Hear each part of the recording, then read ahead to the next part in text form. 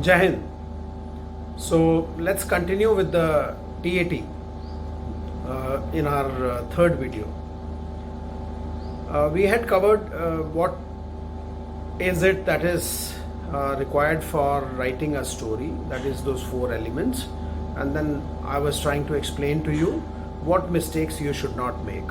And continuing with that, now at times what happens is a scene where a person is standing in a graveyard, right?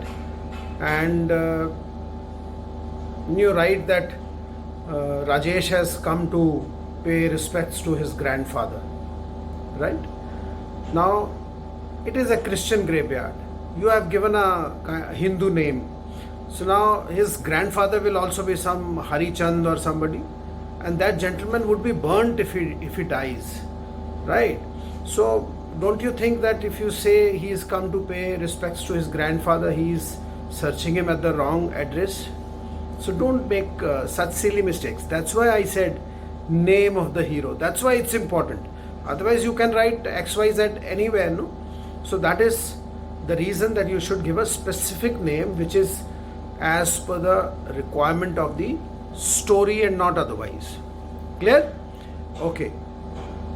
Then is you're writing a story and you say it's daytime, whereas you find all the street lights are on, house is lit up, so it becomes difficult because what you are saying is not connected to the picture. Another point is that before you start writing, before you put your pen to the paper, the entire story should be ready in your mind. Correct? It should not happen that you start writing and then you are making the story along with. If you do that, more often than not you'll find you'll get stuck in between or the quality of your story will go down. So if required, instead of 30 seconds that the picture is there, take another 10 seconds, but your story, that is name, aim, challenge and how he's going to overcome the challenge, should be complete in your mind before you start penning down your story. So that's important. And mark my words, you will not get a chance to get back to the stories to correct it. It's very difficult. So try and finish the stories during the stipulated time. Now another tip that I can offer is when you're writing these stories, always keep the social themes which are existing at the back of your mind. Now what are the social themes prevalent today? You have COVID-19, hygiene, sanitation, child labor, adult education, you have corruption, pollution, female feticide, intercaste marriage, dowry system, and whole lot of other social issues are there. So keep these social issues at the back of your mind, and if naturally a social issue fits into the story, it will uplift your story, right? It will make it better. And name and the aim of your story should figure out in the very first line, right? If suppose you want to write, you want to say Ramesh was a poor, belonged to a poor background and he wanted to be an automobile engineer. So you've given the name and the aim of that person right in the first line. So while Psyche is reading, she will know what kind of story is going to come from here. Haven't you seen in the Hindi movies, how's the name given? You say Jalakar Khak Kar Dunga. What does that mean? That means it's going to be a movie about some revenge. The hero is going to take some revenge. So some atrocities would have undergone, and then he will take revenge. That's why the movie's name is Jalakar Khak Kar Dunga.